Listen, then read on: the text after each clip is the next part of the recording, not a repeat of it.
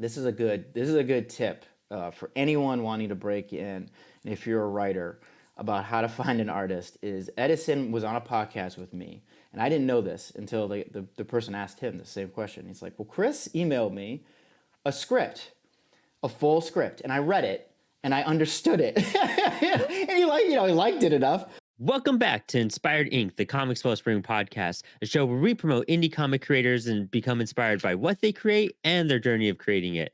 I'm your host, Brandon Bloxdorf, and today on the show, we have Chris Waigand, the writer of the book Tights, and today we talk about how to be concise with your storytelling, finding an artist as a writer, and how to roll with the punches as your creative team changes on your comic. All this and so much more on today's Inspired Inc.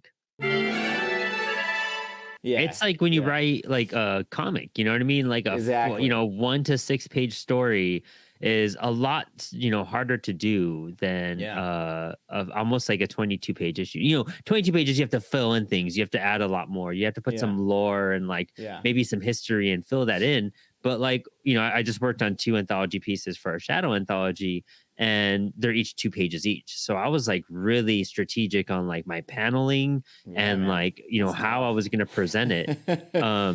Do you think a lot about like that when you're writing your scripts and you're working? Because Tights is such a good book, and you have some phenomenal artists working on the book too. You know what I mean? So like, lucky. how do you go about that? Like, what's your scripting technique?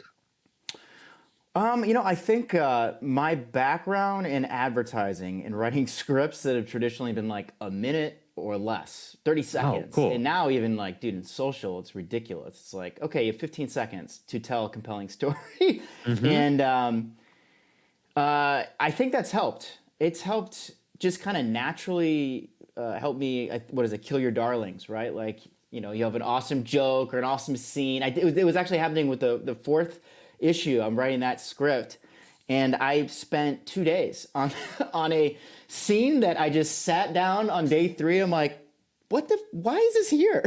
Like, I love what's going on. And it's, Oliver, the main character, and his wife, and she's hungover, and it's telling what happened in between, like the last time we saw them together. And I'm like, I could just do a caption of him thinking about this, and I know the book is going to be stronger. But I love those little jokes, and a lot of times what I do is I'll save them on like another Word doc of just like the quippy stuff that I might find a home for later. But I think, just naturally now, I think being wired to just write short form content has certainly transitioned to the comic realm, and it has to, man. Like, I think we've all dabbled in a little bit of like screenplays and stuff like that. And what a scene with no words, like a tracking scene, and it's just someone's facial expressions, and like you could just like stay on that, and it's beautiful, and it takes like a minute. It's like or dialogue that can ramble on. Quentin Tarantino is one of my favorite directors in the world, but when it comes to telling stories, and look at this. Oh, hey! In this medium, you have to edit, man. You have to tell that story, and every single page and every panel has to move the story. Even if it is quippy dialogue, it has to lead to this. This happens, and then the next panel, the next page, the story moves on as a result of what we just read.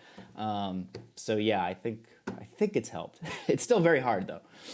Yeah, I mean, writing what you're saying, like, just getting your point across, that's the biggest thing is what message are you getting across there, and how efficiently are you doing it? How clear are you? And how are you resonating with the audience at the same time? You're accomplishing so much in such a brief time, especially with those, social media ads, quick commercials. I've written quick scripts like that before, and they're so accurate and like beat to beat, like literally you're writing second to second on what's going to happen. With the comic, you're controlling that pacing of the reader, so you have to not only keep their attention, but move the story fluidly, flawlessly, or else a big brick of text on the page is going to stump any of us comic book lovers. As much as we love reading, fine tuning and trimming, Tights, it's such a fun book, and it's such a good twist on like superheroes, and just like a twist on like comics. I feel like you're utilizing so many cool things and bringing them back to life What was your like biggest like hurdle that you're trying to overcome when you're writing this book to make it stand out to you? Yeah, you know, I think the most successful books, and I've heard a couple of people, creators, who've said something along these lines. It's like you write it for yourself, right? Mm-hmm. Like I'm writing something that I think, hopefully I would see and I would read and I would find interesting, So if I can entertain myself and I'm sitting in my office and giggling to myself, I think as soon as I got comfortable with that, because you can get so stuck on thinking like, well, geez, what are other people? Am I crazy? Like, we're so close to these things that we create, particularly that first script. You read it a million times and it's like, I really like this, but oh God, now here's a terrifying moment when someone outside of my artists have to read it. And you're just like, oh, what have I done? And you don't Stomach know. sinks. Yeah. And it's not to appease. Like, I don't think that's why any of us are doing this. It's like, we need it. We have some story, something that we just got to get out there. And I think if there's enough love behind it, people will find joy in it. But there is that fear, when you've done it, you're locked in, and then it kind of goes out. So I think the greatest thing is to overcome that fear of taking the dive and doing the damn thing, taking it from a script and approach it, if you're a writer, and approaching an artist that you've never met before, who might be on the other side of the planet that you send an email or a DM to. That's the scariest part, I think. And then, after it's all done, the final, particularly when it's printed and then like you send it to somebody, you're like, oh God, I hope this is a coherent thing and not a complete mess. But I would say, I think the first hurdle is to do it, to commit fully, and then allowing it to go. It has to go, right? Like it could always be better. I think there's a good Mad Men quote. Don Draper is talking to Peggy, and it's like, she's all pissed off. They keep going around in circles about better. He's like, there always is a better idea. There is. Yeah. But you got to go. You got to just let it go and do your best. Mad Men's one of my favorite shows. I know exactly which scene you're talking about and everything. So brilliant. Yeah, that's really good. I always compare talking to an artist, especially as a writer, trying to approach someone about, doing a book with me. It's like asking a girl out on a date. Oh, yeah. Like you kind of have to especially if you're approaching like on Instagram or social media, you kind of like send those flirty, heart emojis to their art or, commenting on their stuff and sliding into DMs in a sense of being like, this is great stuff, and kind of working your way up to ask them on a date to work on a book. But kind of feeling out that artist, if they're appropriate for you, if you align on a lot of stuff. What I enjoy about social media so much is that as unauthentic as it is, it's very authentic in the sense of look at my feed, look at what I'm posting, what I'm about, what I'm for, what I'm, the songs, the music I listen to, and you could get a feel for someone and then work on a project. And you've had some phenomenal artists. How have you gone about, coming across other artists to work with? Yeah, I've gotten so lucky, dude. So Edison Neo was the artist for the first two books. He did a phenomenal variant cover for the third, and so sick. Yeah, he's dude. So speaking about that fear, right? So I had. It was the beginning of COVID. I just had a kid. I had no excuse. I was on paternity leave. I was sitting around while she was napping. I had this downtime. I had this idea. It was very different than what Tights ended up being. It was more serious, and it just wasn't my style. But so I sit there. I'm like, I'm just gonna do this. I'm committing. I'm sick of chasing cars. I'm a dog chasing different screenplays and ideas and pilots, and I'm just like, I've always wanted to make a comic. I think I'm gonna commit to this idea, and it finally formulated in my brain. So I finished the script, and it was like, okay, what the hell do I do now? And it was just following other people in the same world, going on Kickstarter, seeing, reaching out to them, like you said, asking questions, and how the hell did you find artists? And people were just ask people. If you dig their stuff, just tell them you do, and see if they have any openings. And so I was on Reddit, and I saw Edison's work. I didn't know who he was, Edison. By coolest name though, Edison Neo. Super rad. And so I saw his work. It was this dude is crazy. He's such a good writer and artist. His book, self-published book, Snake Claws. It's like this love letter to old martial arts films. It's awesome. I think you could read it for free on his website. If you look up Edison Neo, I think it's there. It's so good. And I'm like, just his style of, because Tights is, it's kind of like Kick-Ass, where hopefully it's funny, but it's also kind of effed up, and so there's going to be a lot of violence and blood, but also jokey, and it's like you need to find a style that, an artist that can do action but also can do comedy. And when I saw the Snake Claws, I was like, that's it.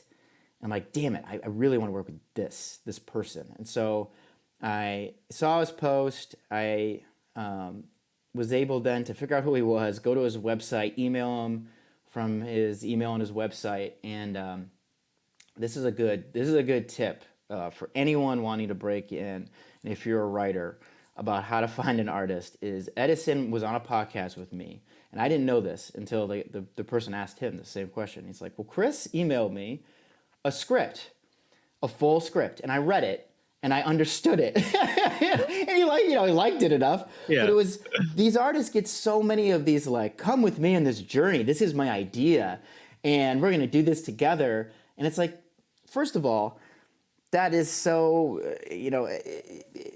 you can't just pull what the writer sees in their brain out of the ether when it's just like this general thing. It's like they want to read it, and they want to read. I think when it goes, there's two styles, right? There's, classic styles in Marvel and DC. DC being traditionally more of the specifics of the stage direction, right? For lack of a better term, what's going on in the panels.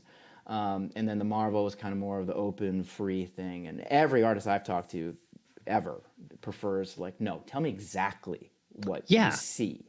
Yeah. Don't mess around, don't leave it to me. I mean, but then they can do some magic. And I always leave it up to the artist. I'm like, okay, this is what's on the paper, but if you see this different than me, you're better than me.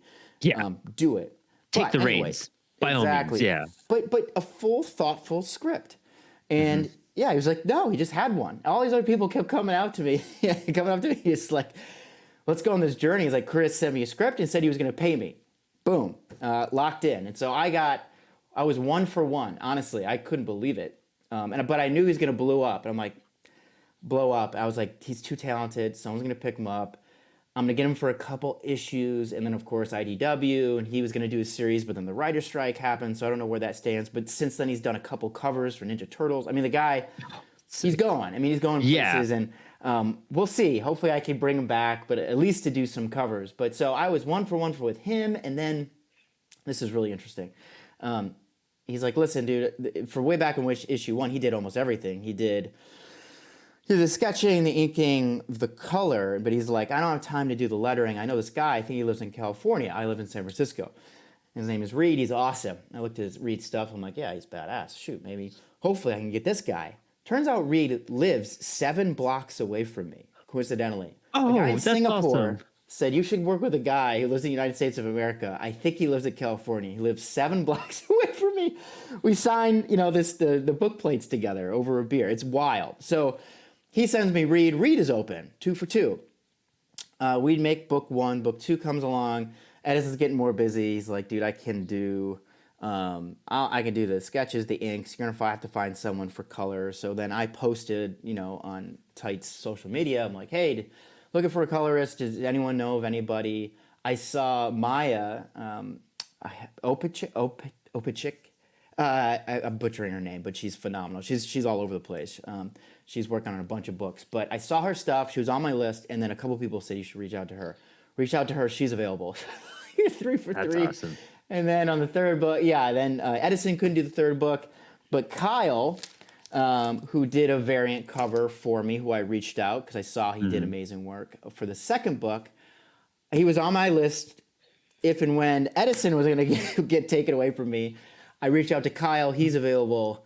So I've been for the third book. So Kyle did the art, and then I did Matthew Seaborn did the inks, and he was available. So I am an anomaly. This does not happen from what I am told. I'm very, very lucky, but it just goes to show you, ask, right? Like you don't know. And it does feel like a first date and you feel silly or less than, imposter syndrome. Like, look at the following these people have. Look at their work, particularly as a writer who's not an artist. It's just like Yeah. I'm so blown away by the talent. I'm like, I don't know if this book is worthy of these people, but just do it. Ask them. You know, you could get Yeah. lucky.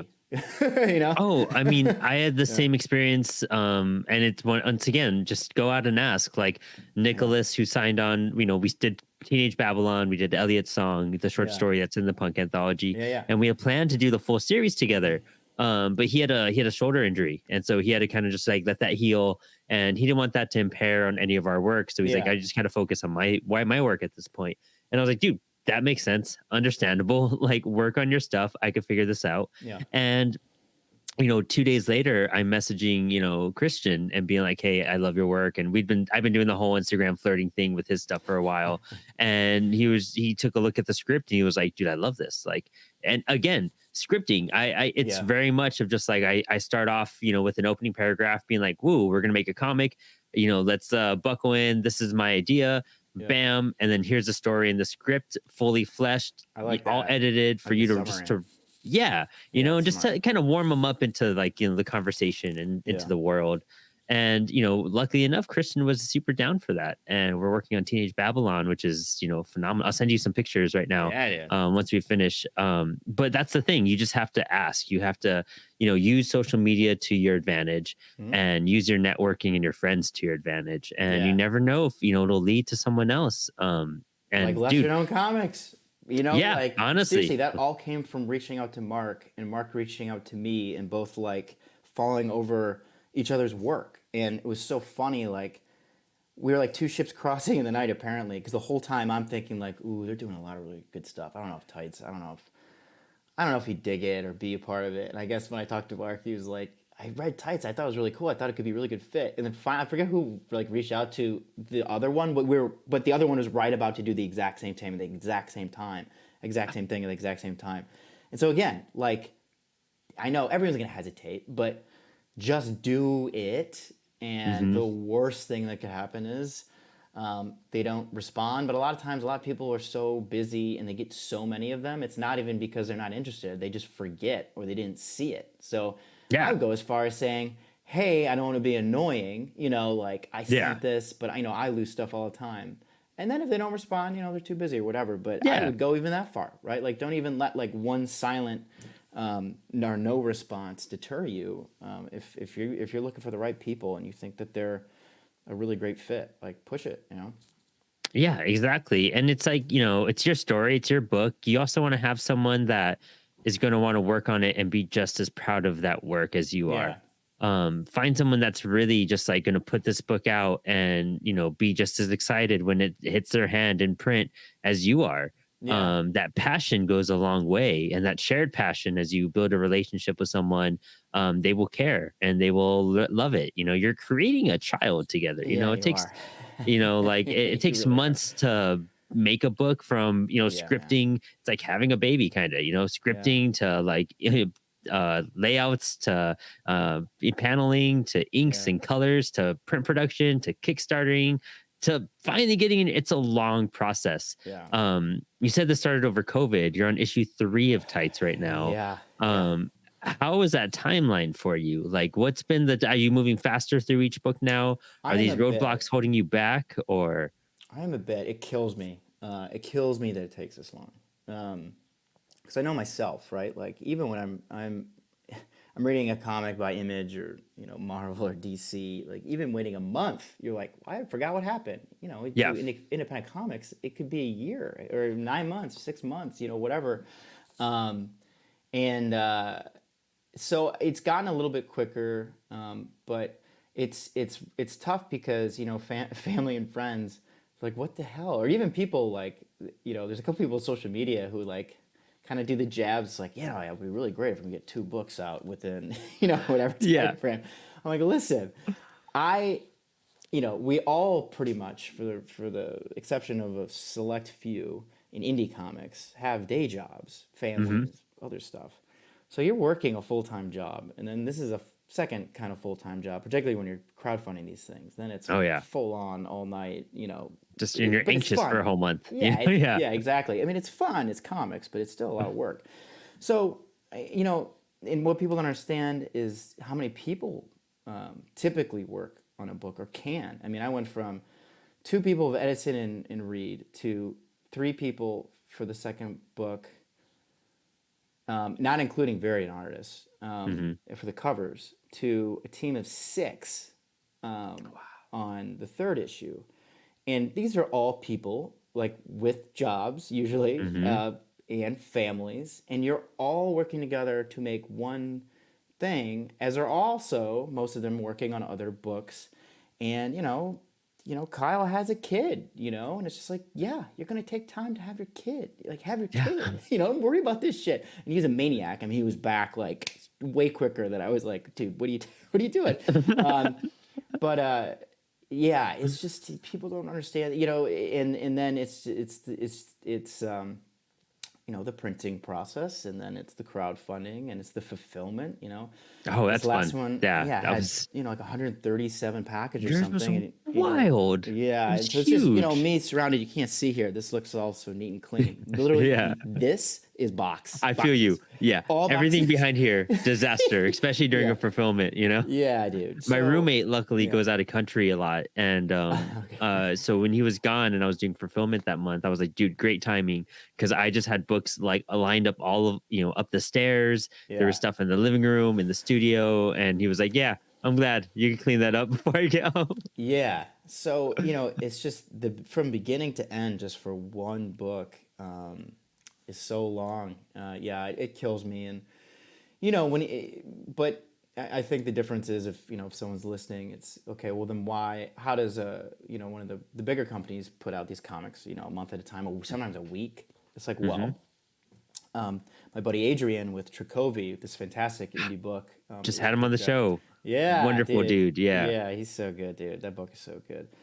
He was doing the same thing as me during the same time, and that's how we kind of became, Facebook, whatever, Instagram friends, because we're like, "What are you doing? What'd you learn?" And we're at a Kickstarter at the same time, making our first books. And you know, um, when he was picked up, the process is this: it's okay, time out, no more crowdfunding, Hmm. finish the scripts. I mean, he does everything. He's a maniac. Finish Yeah. scripts, the arts, the book. Basically, I think he was still working on the last one, but then the cadences, everything's done, and Hmm. then they release them. So to someone buying it, it feels like, oh, they're kicking these bad boys out. It's like, no, no, no. This stuff is done like a year ahead of time or more, and there's a backlog of a bunch of stuff that comes out.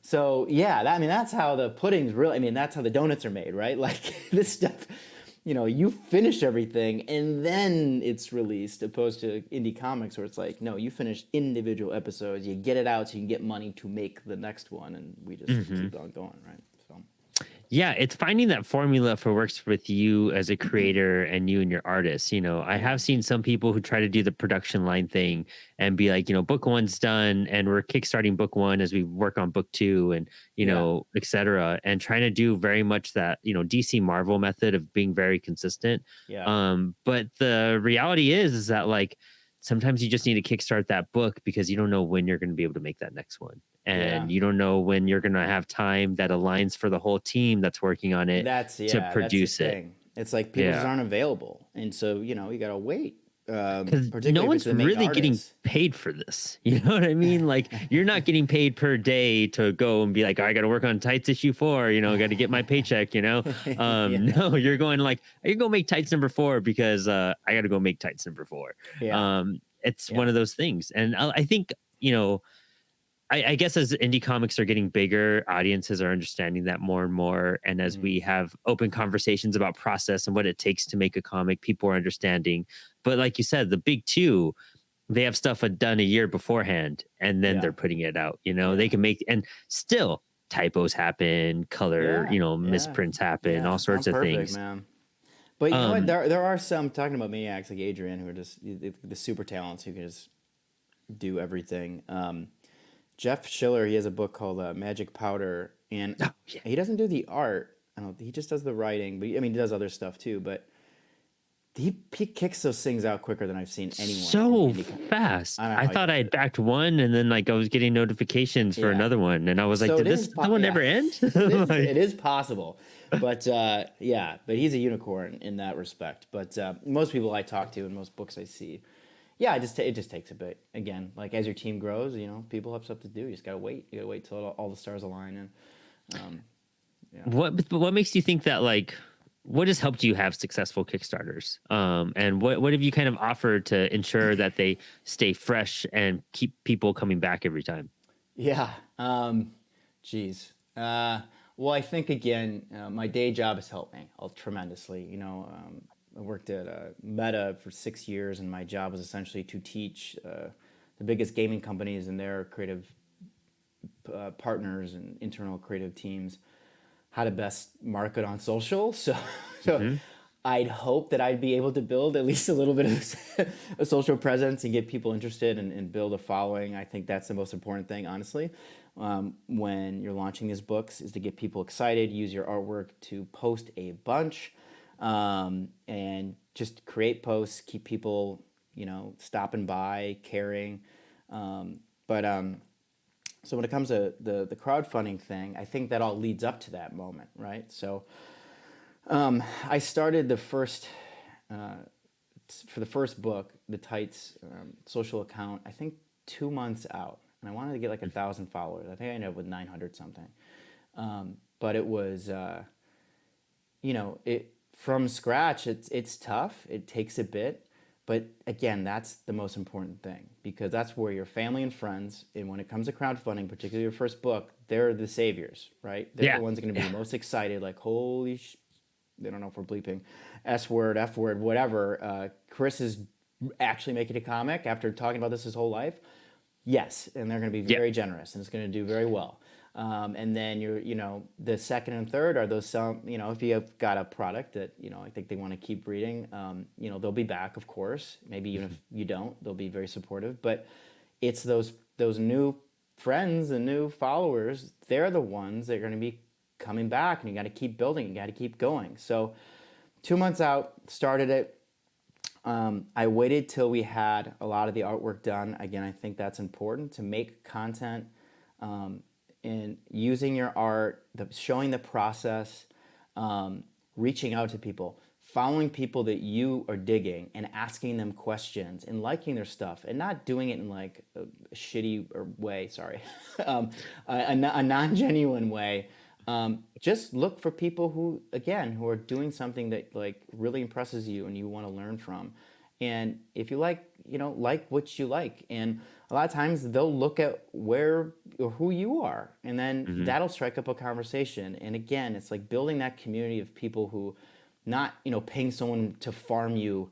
I've known people who've done that. That does not do you any favors in this world. I'll tell you It that doesn't. right now. It Zero. really doesn't. And I've seen that happen too, where Yeah. even from like pre-launch things to like all sorts of stuff, and it doesn't work with indie comics. Like, No, people know that, and they, if anything that is not genuine, and that's why I love this hmm, community so much. Is like it's real. Be real, and people will respect that. So again, 2 months out, started the first one, almost got to 1,000, got enough people, and then when the crowdfunding starts, then that's posting every day, maybe twice a hmm, day. That yep, is again, finish as much as your book as you possibly can, because not only can then you just go to the printer, send out the digital copies right when you're done, so you can reward those people with content they've been waiting for, but also you can use those pages and those panels to make that content. So hmm. then things feel fresh. People come back again, like the process pages. People love that, right? Seeing Oh, from so sketch much. to lettering, like in the coloring coming on, and I just make a template in Keynote, man. That's Oh, that's cool. and Yeah, it's just, but it's easy. It's quick, right? yeah. You make it like a little, same color scheme. The logo's in the same place. You kind of brand it, make a brand for yourself. But always new content. You can use the art to make topical stuff. If it's Valentine's Day, change the balloon or whatever to talking about your campaign or whatever holiday it is. Again, it's just you got to keep the machine churning, and it's a beast. And a lot of times it's the night before you make the post that you're going to post the next day or the next week. Hmm. Have them ready to go, and then releasing those posts You can look it up online, you can Google it, but it makes sense for me being on the West Coast at 9 a.m. so that it's on feeds in the East Coast right at lunchtime. It's on the West Coast when people are waking up. And then it's on the feed if people don't go on for the length of the full day, not just at the end of the day. It's plotting that out and sticking to the plan to get people excited if they've never seen it before and to keep them coming back. And like, I can't tell you how many Kickstarters that you get so busy and there's so many. There's a post. If people just keep posting, it's like, oh my God, there's a day left of this. I almost completely forgot. It goes by so quick. Yeah. And then boom. Like, and how many people are doing that exact same thing? So don't feel like you're bothering anyone. Just keep doing what you're doing and what got people to care about your book in the first place. And so that is the most important thing, is to build your social following, feed that machine, particularly throughout your crowdfunding. And then when it comes to your crowdfunding page, make it professional. Spend time on it. And again, you can use that template down the line. Save all your files, all your Photoshop files, your working files, thoughtfully put them into folders, because then the next time around, you don't have to build it from scratch. You're just drag and dropping new stuff. It does take a long time. It's a pain in the butt. I would definitely make a video. I made my videos, the last 2 in Keynote, using I made motion comics. They're not the greatest, but it was free for me, and I always wait till the last second, and I know the program. There's far better production programs than freaking Keynote. But for me, it's just use what you know, make a video. The campaigns typically do better to have those. I think I tend to agree. And also people like to. In my first one, I wanted to show the humanity of it. For the second and third one, it was more about the story, because a lot of people are coming back. They're like, okay, Chris, I know what the hell you look like. I don't even listen to you. But for the first one, I would combine it. I'd be like, hey, this is me. This is my book. This is why I'm doing it. This is what it's about. And then you can kind of cut to your voiceover over the pages and stuff so people can see it. I think that's the best combination. And then have pledge tiers. They hit at every level. I think super cheap, no more than $5 for your digital copy, I think. Then you got I like to do variant covers. I would have at least 2, just for people to get that and make it a limited edition, limited print for the crowdfunding campaign.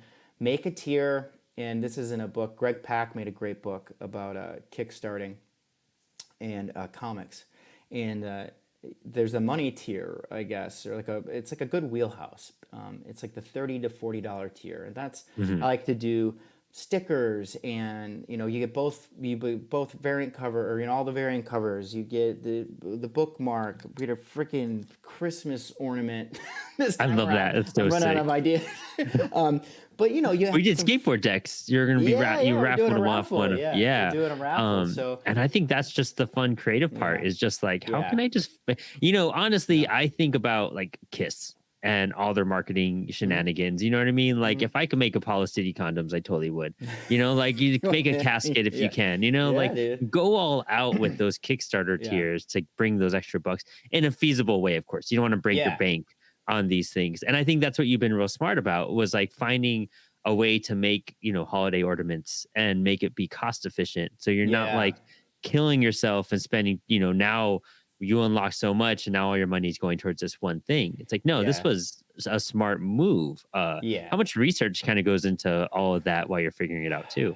Just being organized, and it took me years of my life. I'm looking at Post-it notes that are hanging on the bottom of my screen now. That took up until 2 years ago, and I can't believe I've never done this, because you're staring at the stuff that you have to do. Every day. But artist in your phone, and it's just being organized in Excel, making sure you don't lose your shirt. You have all the costs for what it's going to cost to make the things. Thoughtfully come up with how much you want to charge for it without it being dumb and no one wanting to pay for it. But, you make a healthy return. And again, if you do that, you have your middle tier. I think that's, again, kind of the wheelhouse. And, family, friends, they love that stuff because they want all the cool collectible. And people who collect, I do Kickstarter, man. It blows my mind. People from different countries and buying top tier stuff. Also, so middle tier, and then I always like to have, if you can have original art. I know a lot of people, most artists are working digitally now, but if you can have original pages, those are awesome, because first of all, it's just incredible to have, and you'd be surprised at how many people jump at that stuff. And it's original art, so you could charge more. And if you buy the top tier, you get all the goodies. And then I have one, how to kickstart your comic, just because, again, day job. I've done it now 3 times, and I offered it the first time around, and that was kind of a bold move, because if it would have failed, that'd be pretty funny. But where I sit down for however long, and I share everything, all Yeah. my vendors, all my Excel spreadsheets, all my learnings, any scripts, art, anything anybody would want, and we sit down and we talk like we are right now about what I've learned, and how to apply it, and I've made so many cool friendships through that. And then offering characters in the first one, I'm finally getting around to it. This has been killing Oh me. yeah. So be a Tights superhero. And so at the end of this 3rd issue, we finally, because I didn't want to just work them in there, like I wanted to thoughtfully place them in the book. And so it's been a long road, but those backers of that tier are now seeing themselves as kind of some serious characters, that we'll see come back around at the end of the 3rd issue. And then I got a buddy who I have very funny plans for at the beginning, or in issue 4. Who might not be around. Yeah, but it's again, it's just thinking creatively, and think about yourself, what would get you interested, and have not too many, but have a healthy range of $5 will get you, or less, this digital copy, all the way up to $100, $300, whatever. Most of the time, you will have people in every single tier, even though you think you're crazy if you're offering something so expensive. Somebody honestly sees the value and will probably jump at it. No, you're absolutely right. I think with our first Kickstarter, there was one tier nobody pledged to, but it was just like a digital pack that we had. Yeah. And so it wasn't even like an anything tier, but it was like a very higher middle tier. It wasn't even our highest tier at all. And I was like, that's a good win to have almost every tier except for this one, like, oh, it's just digital bundles. We could, edit that around a bit more. Yeah. But finding what works and what doesn't work, and continuing to test things out and have fun with it. I mean, dude, it sounds like making comics to you has been like a journey for one, but like full of like ups and downs of those panicky moments. But because of like you knowing that you just need to like continue going, and that you're going to face a hurdle, it doesn't mean you can't overcome it. It just means you need to ask more people around you how to like overcome it, and continue being creative, like just bouncing these, I would have never thought about holiday ornaments. When I heard you say that, a few months ago, I was like, that's brilliant. I love that. Like, we need to be doing stuff like that. I feel like you've had like a really, strong amount of success on like a very great, we talk about, titles that need a hook with Dan Price, Bigfoot Knows Karate. But Tights, I feel like, has that same recognition.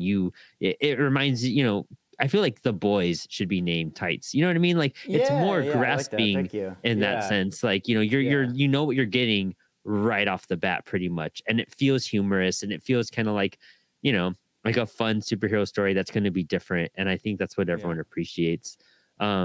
And finding an artist isn't easy, but if you ask the right people, and if you're not shy, you can find one. Chris, this has been awesome and very informative. This has been so jam-packed. Like, I can go on for the next like 2 hours talking to you. Why don't you tell us like where we could find you and what you're up to in 2024? Yeah. So in Tights, if it sounds interesting by a title, it's basically, think kick-ass for the COVID age, and mix in with a little midlife crisis. Nobody has superpowers, but people are trying, and it's going horribly wrong for everyone, except particularly for the protagonist, who's kind of an antagonist, Oliver, who is a judge who hates Tights. So that's the book. You can find it at tightscomicbook.com. Lesser known comics. We're going to get 3rd issue on there real soon, now that all the books are out. I wanted to make sure the backers got that first. Working on issue number 4 now, making some darn good process. So now it's at the point where like, okay, well shoot, now I gotta clear some schedules, hopefully, so I can get this thing out as quickly as humanly possible. So Yeah, and on the social world, again, everything's Tights comic book. I was able to secure that. That was Nice. good. That's a win. So if you type that in somewhere, we're probably there. But yeah, this upcoming year, we'll see another issue come out. The first story arc is going to be 6 issues. And so, geez, we're on number 4. We're almost there. So we will get there. I don't care what is happening. I will finish this damn first story arc if it kills me. Yeah, dude, and that's what it's about. You know what I mean? You got to just get the story out sometimes, and it doesn't matter how long it takes. It's a matter of just like recognizing you did it, and not a lot of people move past that issue 1, or even issue 2, or even 3. So you're doing some amazing work out there, and I think all of us can learn a lot and take a lot from you. If you're talking about stealing from other artists, steal from Chris. He has brilliant ideas and all of this stuff. Chris, thank you so much for taking the time out just to talk to us. We will bring you back on the show soon. There's so much more information to peel open your brain with, and thanks for hanging. Thanks.